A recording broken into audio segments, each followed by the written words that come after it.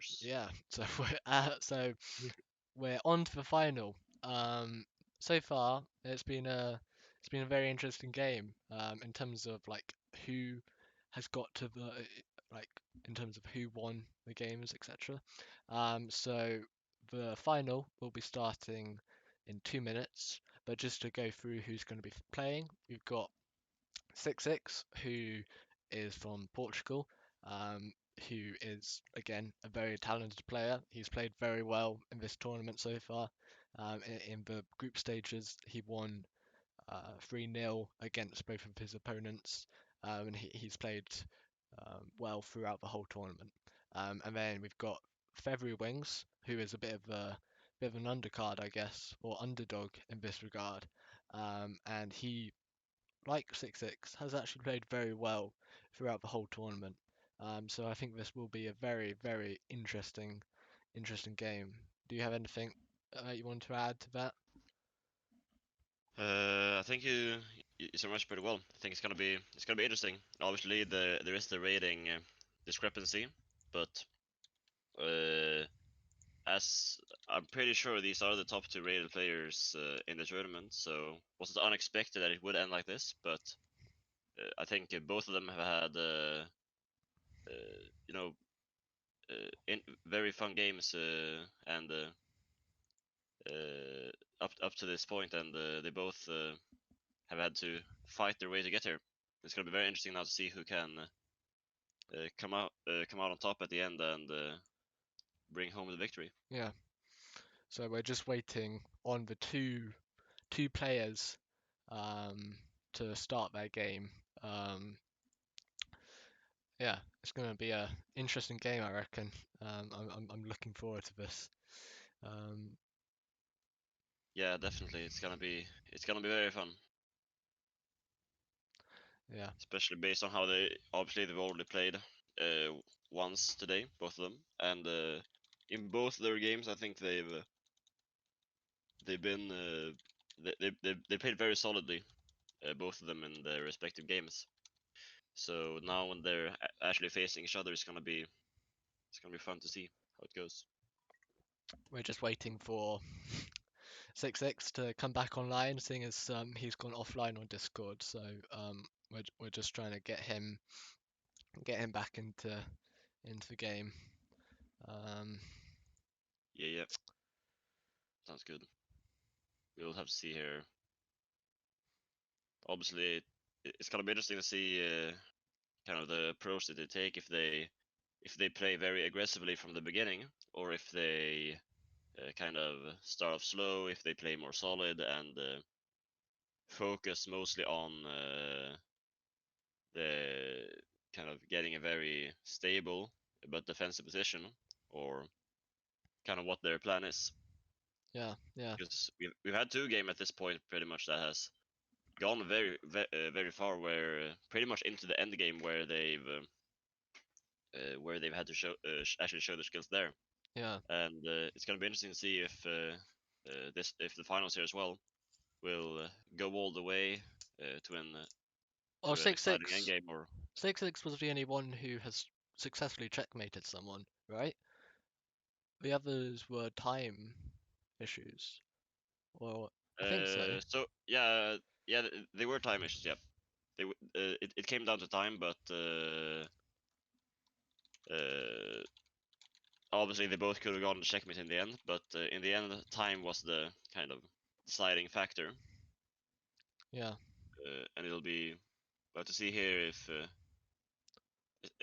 concerning time as well, how they're gonna do in that department. If they will spend a lot of time on their moves, or Yeah, what's gonna indeed. happen. Yeah, be just waiting for these two to start their game.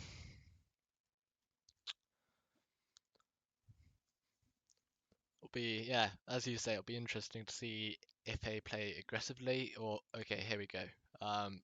I will send you the link, um, and we shall start. And let's get this final done. Yeah, Welcome to the final. 6-6 versus February. Um, let's do this. So 6-6 is playing black compared to previous games, I think. Again, pretty standard opening. Um, Yeah. Now, however, we've already seen a bit of a kind of not a new move, but it's not as common of a move here with that specific knight. It's called the Vienna opening, and it's a bit different as it defends the pawn instead of attacking your opponent's pawn. yeah. Uh, Didn't one of the other gamers play with a Vienna opening, or am I thinking of something else? yeah, I think you're right. I think I remember seeing one game that I think was this. I don't remember exactly which one, but I think it's very possible that there was Feathery who actually played that game before as well, Yeah, as it yeah. seems that Feathery does play the Vienna as white. Again, this looks like a very standard opening to a chess game from both of them, at least to Ooh. me. Um, Yeah, it was standard, but now that is definitely not standard. This is very aggressive, in fact, trying to push that F pawn, yeah, uh, kind of getting that flank, and I think in terms of what we talked about aggressive or more defensive openings, it seems definitely like Feather is going for the aggression here, yeah. and we'll have to see. Okay, so 6-6 decides to ignore it and just leave his pawn there, That was an and interesting move right there. That bishop move. yeah, so we'll have to see. It doesn't. It's not that bad, really. I would say. It's perhaps if Feather was to actually take the pawn in the middle, it could perhaps have led to some problems for 6-6 in terms of the pawn starting to attack the knight. It wouldn't be perhaps a perfect position, but it's kind of stabilized now, pushing his d pawn one square to protect his e pawn, and I think both players have a quite solid position now at this point. Yeah. And again, it'll be interesting to see how these two players handle the time because throughout this whole tournament, or at least for the semi-finals and the bronze, we've seen time being an issue. But both of these players were experienced enough to realise that they need to watch that time. Um, Again, that was quite an aggressive bishop from 6-6. Yeah, trying to pin that knight to the queen. We'll see here. Feather immediately pushes his h pawn to kind of start threatening the bishop, and we're gonna have to see if 6-6 decides to take the knight or if he just pushes the bishop back, and he pushes his bishop back. As you say, predicted. Yeah, but Feathery decides to actually trade it, and what this kind of means now is that 6-6, as you see, he has to take with the pawn. He gets a double the pawns here on the e file, Yeah, and he kind of opens up a square there. The f7 square is now open around his king, where it could be possible for Feathery right now even to if Feathery goes queen to h5. Actually, he can't because the horse is protecting that. Never mind. Uh, if the horse wasn't there and he could go queen to h5, that could be a dangerous check. But he tries something like. Oh no, wait, no, he doesn't. Interesting move. Again, like throughout all the games we've seen, this does feel again quite tense. I reckon out of all of them, that was an interesting queen move by 6-6, pushing the queen up.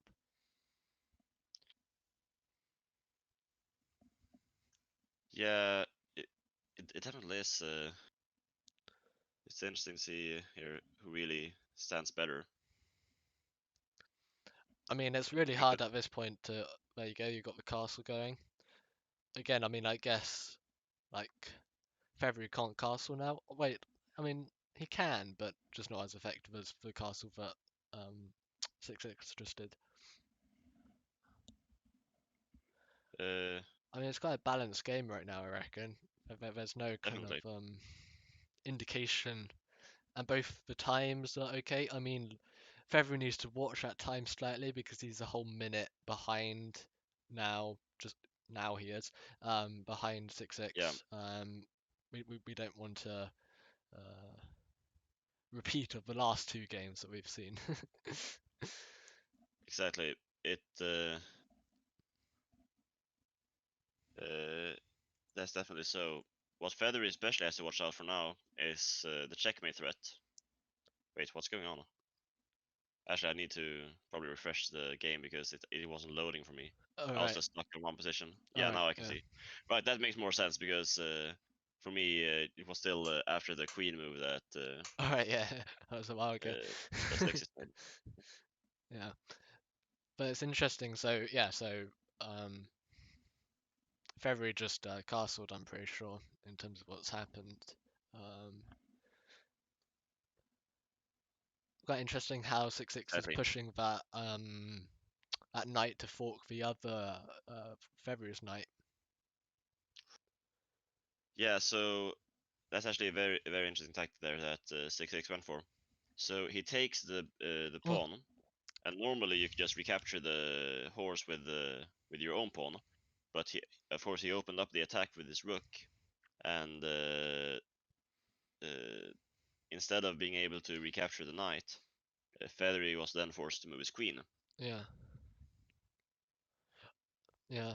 I mean, again, not to go back to the time thing so much, but Feathery really needs to look at time. Like, if you look at the time, you've got 6-6 with 7 minutes 41, and Feathery with 5 minutes 43 right now, which is Yeah, quite dangerous, I think, especially if you're playing like 6-6 is the better E-load player, I guess, than Feathery. So, like, this is a great advantage to 6-6 in that regard.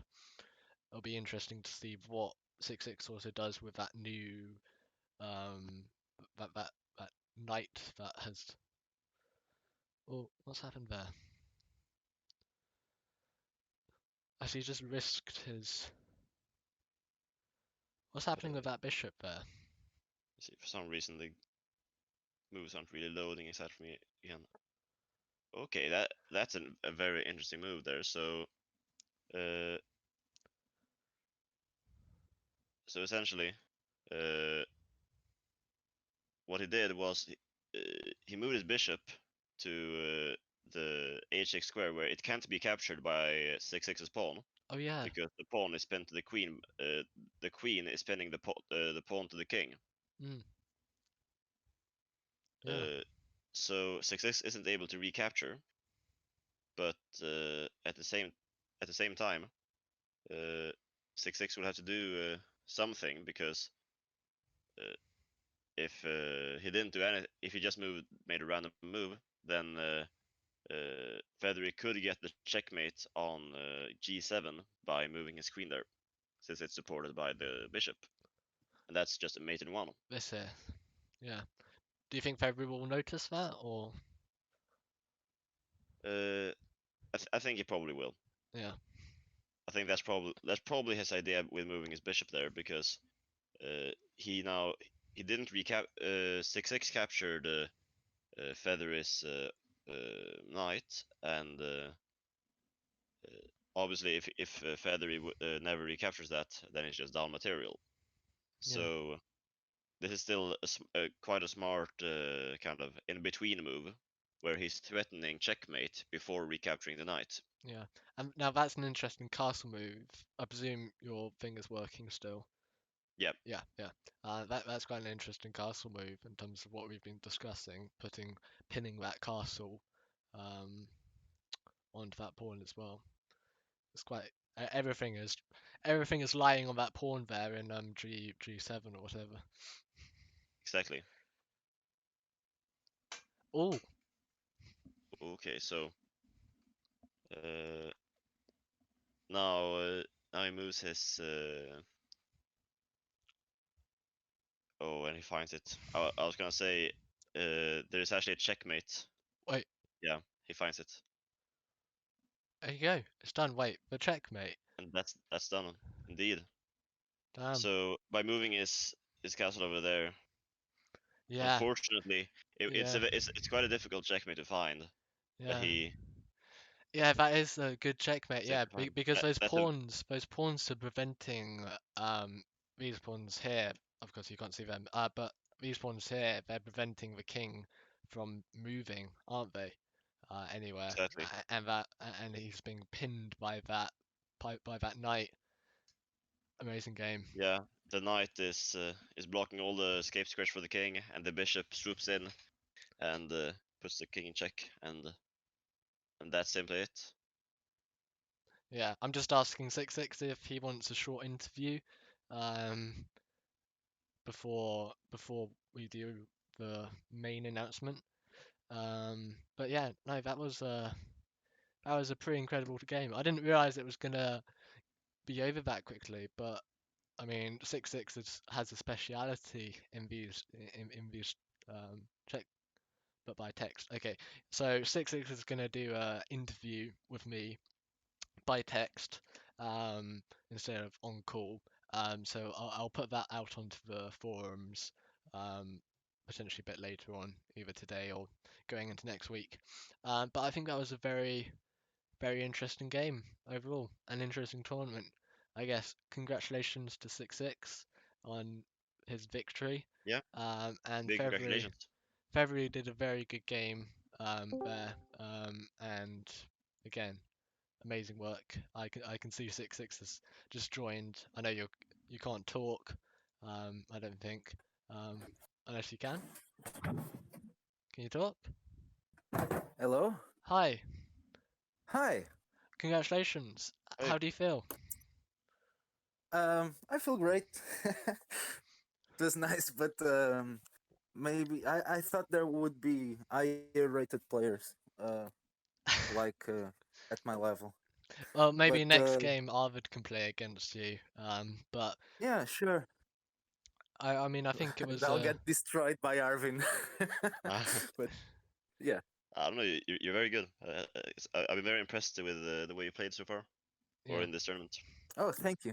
Thank you.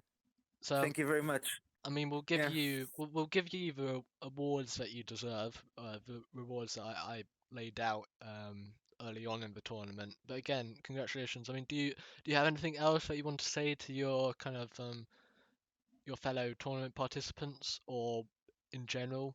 Do you have any tips? Do you want to say anything else? Yeah, I'd like to thank them for playing. They were lots and there were lots of people playing in this tournament, and I wish there will be more people. So what they need to do, they need to play with each other more.